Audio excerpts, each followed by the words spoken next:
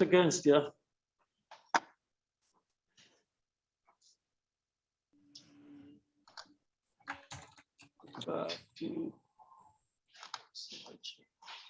Okay, so you guys can see the first slide of the presentation.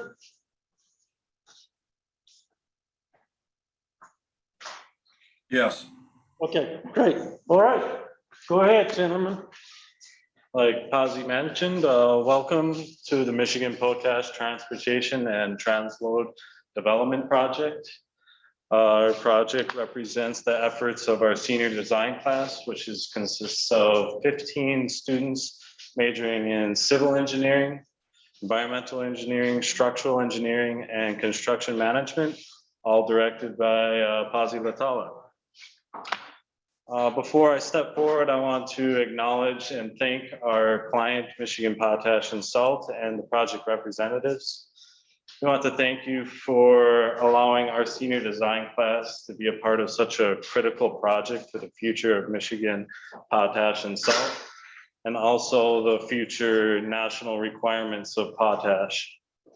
Our main goal as a senior design class was to provide developmental analysis and designs for these specific subsets of transportation, environmental, and preliminary facility design. Now moving into some background on our client, Michigan Potash and Salt, and the mineral potash itself. Michigan Potash is a US-based company that has been in business for over 25 years. They are responsible for around 150 million tons of recoverable K2O product. Potassium oxide, K2O, also known as potash, has been labeled as a critical mineral for our national food security, as it is used as a natural fertilizer. Michigan Potash's operations and new developments have become ever more critical as potash supply is in shortage, and prices have significantly raised in the last few years.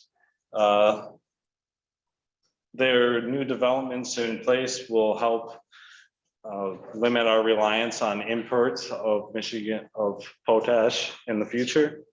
Specifically, their new planned mine facility. This planned mine facility is a great leap forward for national security of our food production operations, as it is the first of this kind in development in over 30 years. It is a $1 billion investment. It is located in Evart Township near Chippewa Lake within the southern regions of Osceola County in Michigan. It is intended to mine, refine, and package potash at this facility for the use in farm and garden fertilizer. They will also manufacture food grade salt at this facility. They will do so using a mining process called solution mining. This is done by injecting heated water and brine into geological formations where potash and salt is located. They will then pump this back to the surface where it is processed and distributed from this facility.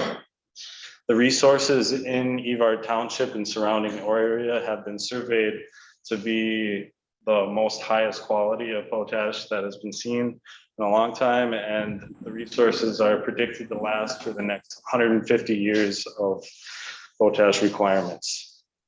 And with the final permit being the air permit being approved by Michigan Department of Great Lakes and Energy, this planned mine facility has been considered 2 shovel ready. Once production begins, they will start with phase 1, and that will be about 50% production of the mine facility, where 325,000 pounds of potash yearly will be pushed through the transload operations of truck to rail. Phase 2 will propel production to around 650,000 pounds of potash through their transload operations.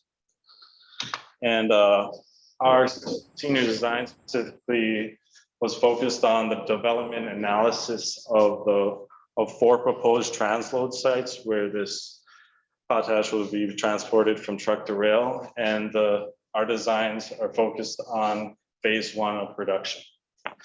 These 4 proposed transload sites consist of 2 existing sites, which is Cadillac, it's located on the Great Lakes Central Rail, and then Baldwin, which is located on Genesee, Wyoming Rail, and then 2 greenfield sites, which are Clare,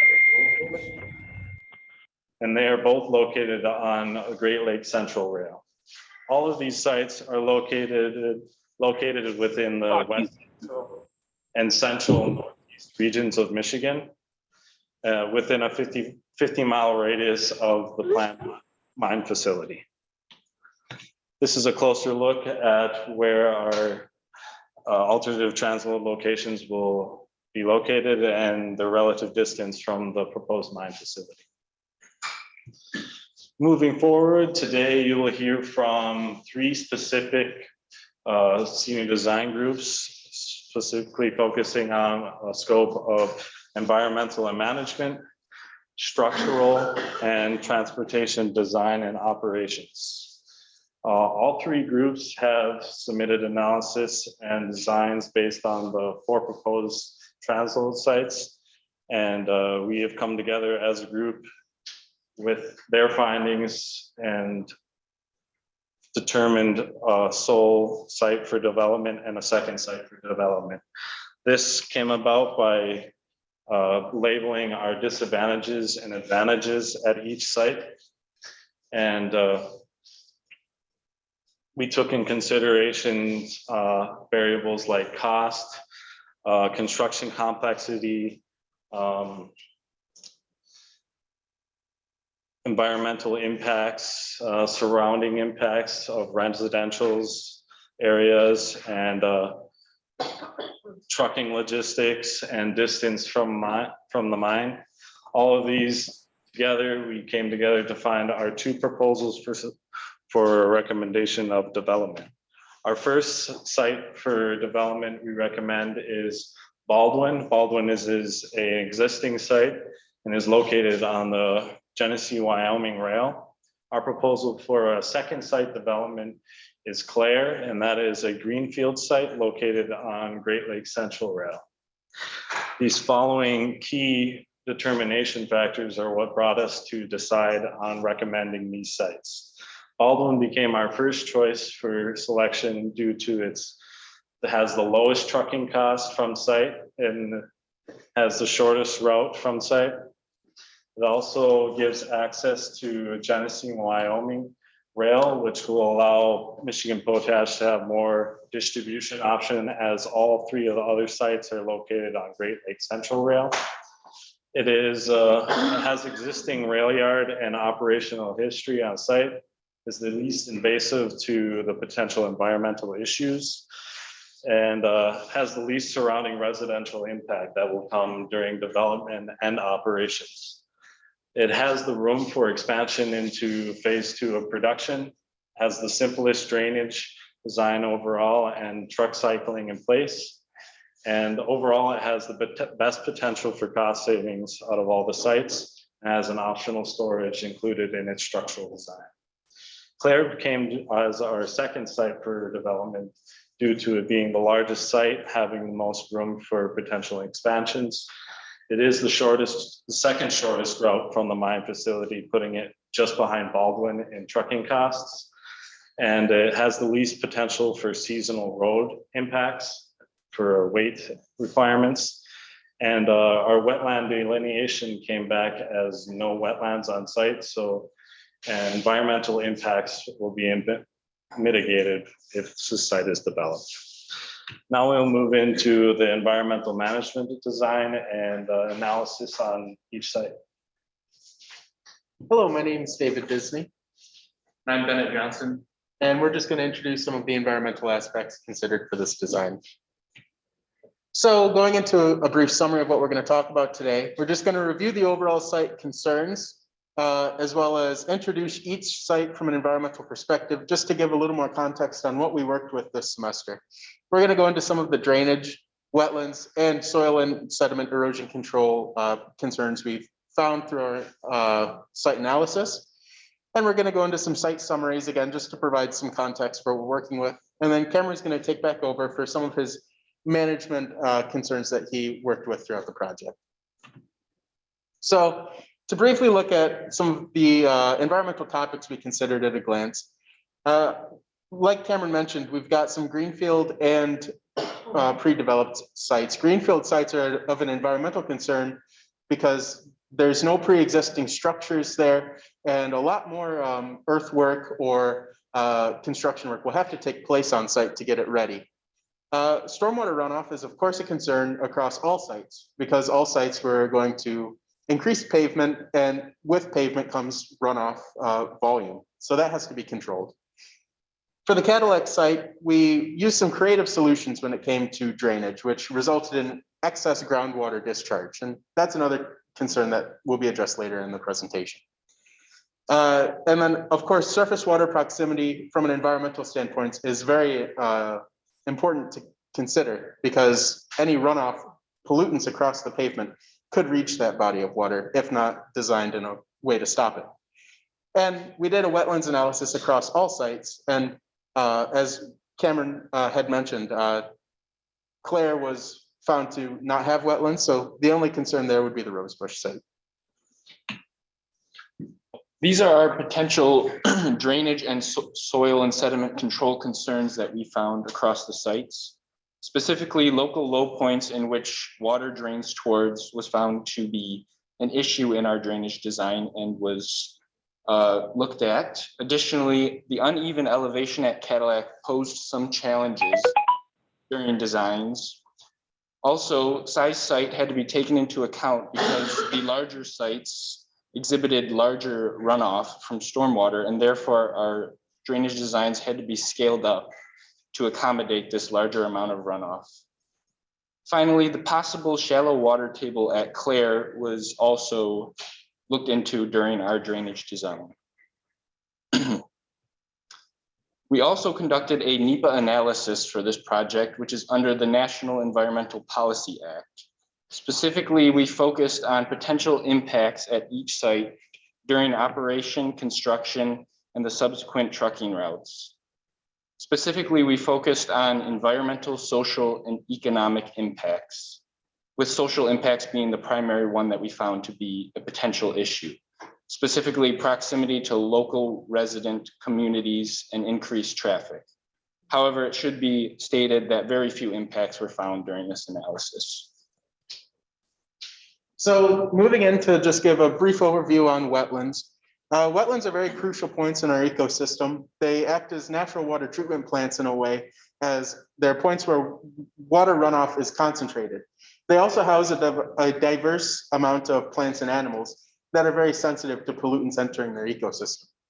As a result, the Department of Energy, Environment, and Great Lakes, abbreviated EGLE, regulates wetlands on the state level. And really, wetlands are very hard to work around in terms of getting permits, because they are so important to the environment. Disturbing more than 0.1 acre, even with a permit, would also require wetland construction elsewhere to make up for any disturbed lands that arose through construction. Moving on to some of the site summaries. The Clare site is the largest site with 19 acres in area being considered. This is a nice advantage because it gives room for future expansion.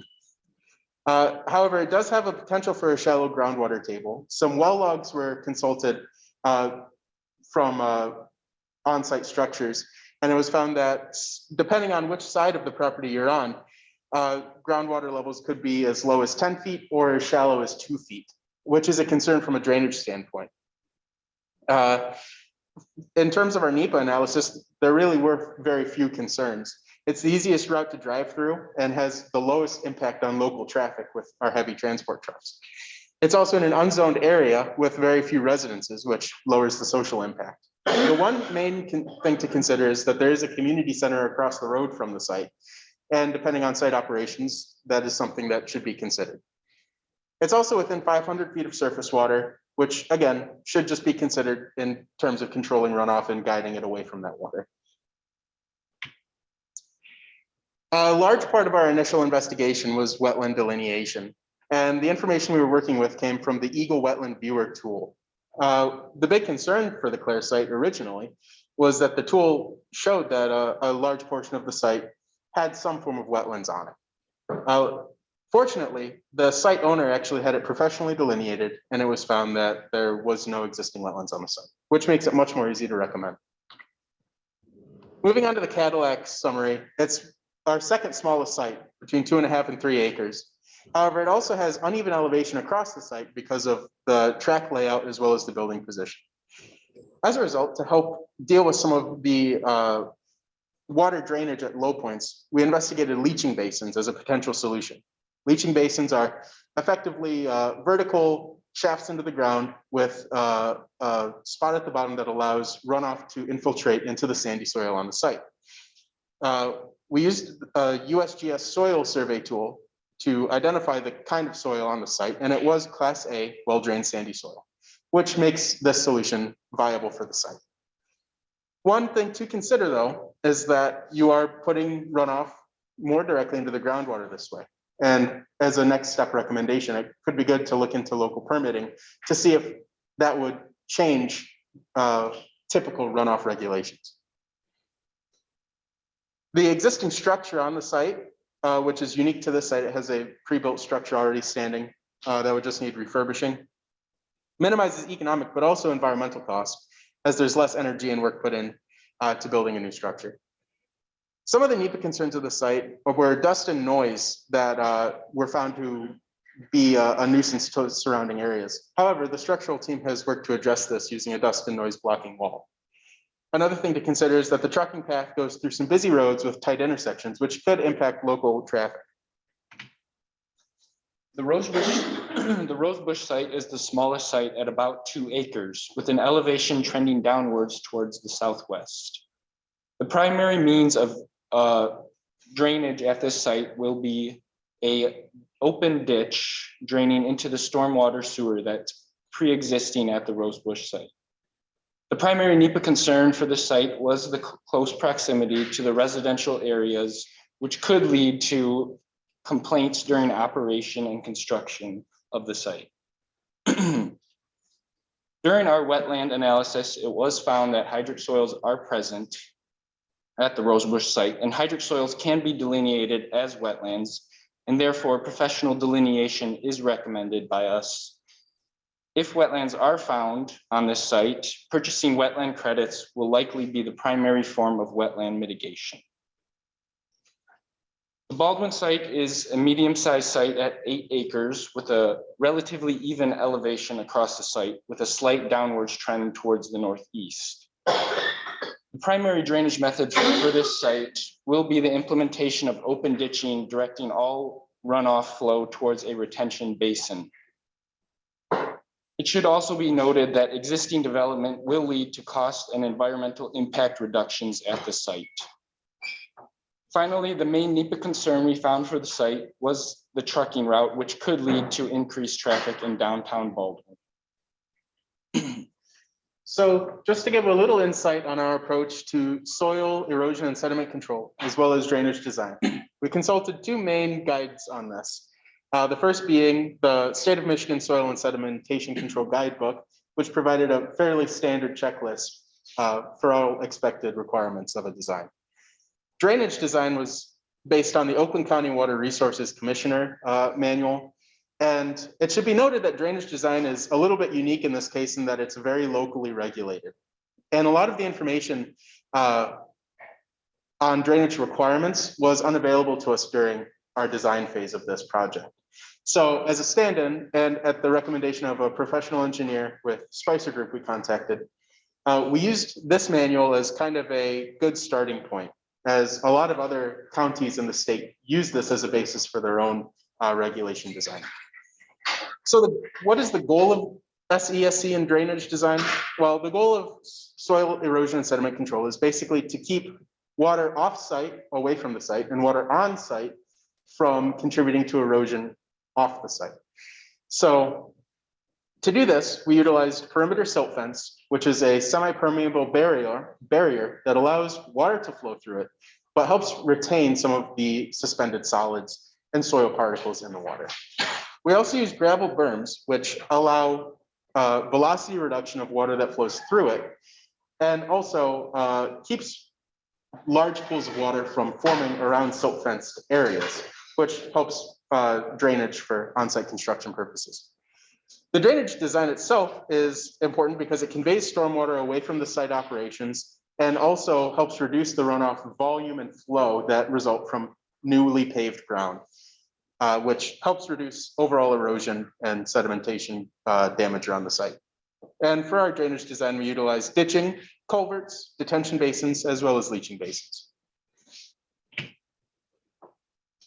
Going into just a brief overview of the cost estimations, you'll see later on that the drainage costs are really dwarfed by the overall cost of this project. However, from our findings, Clare was the most expensive to design just because it has the largest area to consider, which means the more excavation for ditching and the basin to detain on-site water.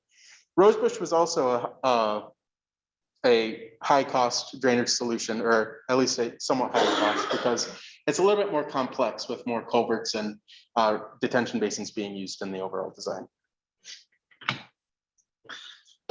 No, I looked into some of the zoning and permitting needs for each site. This was found by researching the governing municipalities that each site is located within. It was found that the zoning and permitting really didn't have a big impact on our recommendations, as the zoning was congruent with our commercial applications for development. And I put together a material and subcontract list for each site and what surrounding suppliers and contractors could be used for the development and construction processes needed. It was found that Cadillac and Clare have the highest concentration of subcontractors and contractors within the 25-mile radius of the site. So our more rural sites like Baldwin and Rosebush may present some issues for getting contractors and suppliers there. And then I put together a preliminary duration list here that took our cost estimates and construction activities on sites based on the loading structure and storage and truck cycling and drainage need and the rail rebuilds and building of them. It was found that the Rosebush will be the highest total labor hours due to its structural design for the storage is the biggest, and Baldwin and Clare have a similar labor hours due to them having the same design for their loading structure and storage structure. And Cadillac is obviously the lowest total labor hours, as it has an existing loading structure on site and there's no planned storage for development. And there's limited site improvements that need to be met compared to our other sites. So in conclusion, the environmental concerns played a small but crucial role in the development of this project's designs. Also, all sites had similar concerns and therefore similar tactics were implemented across each site. Fortunately, no insurmountable issues arose in our environmental analysis. As David mentioned, from a cost perspective, the SEC and drainage designs are dwarfed by the overall construction and operational costs, but are crucial aspects to the success of each design. Finally, some next step recommendations. We would recommend that surveying across all chosen sites be conducted. Also, if Clare is chosen as a site, a proper groundwater level investigation would be valuable. Additionally, refined drainage analysis, including runoff modeling and hydrograph, is recommended. For permit acquisition, we recommend legal local drainage commissioners and other local governments to get the necessary SEC and drainage permits. Finally, if federal grants are a point of interest, continued documentation of NEPA checklist items is also recommended. So, thank you for listening, and at this point, we'll take some questions.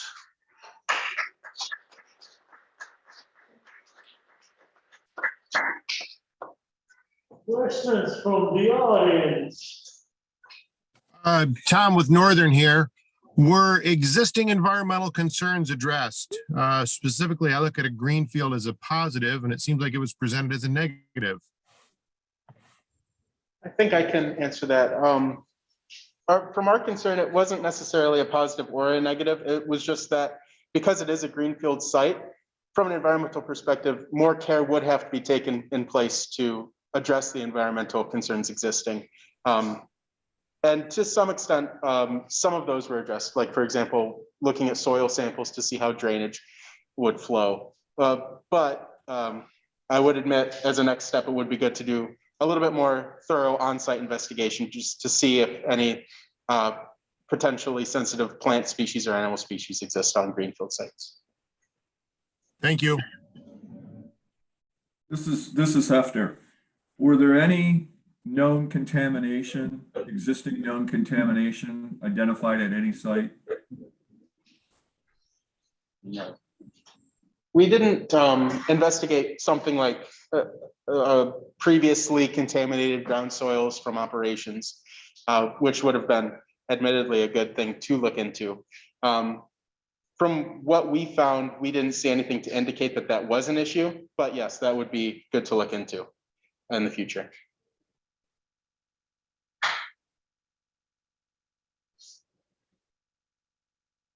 Other questions? Well, I'm gonna have one question that I'm gonna have for everybody. Oh, is there another? Yes. I probably missed your sites were all different size, but what was the minimum size for the facilities? So that is a good question for the design team overall, but really we, from my understanding, designs were made to fit the site, not really the other way around.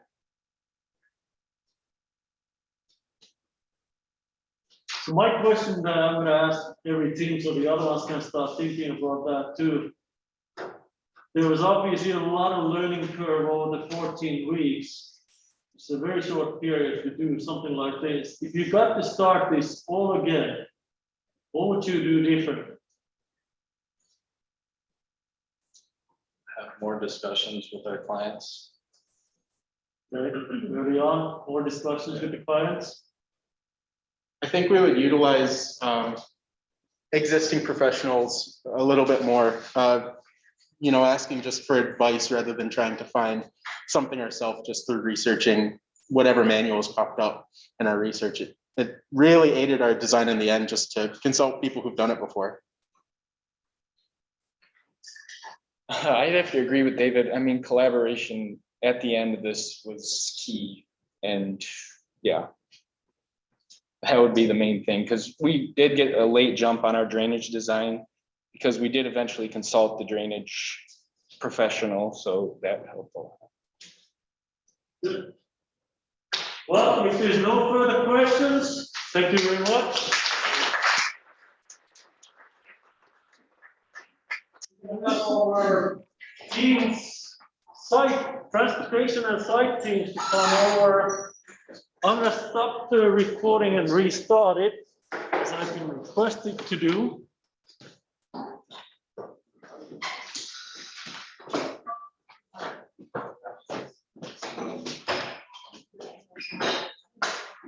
Hold on a second, stop recording.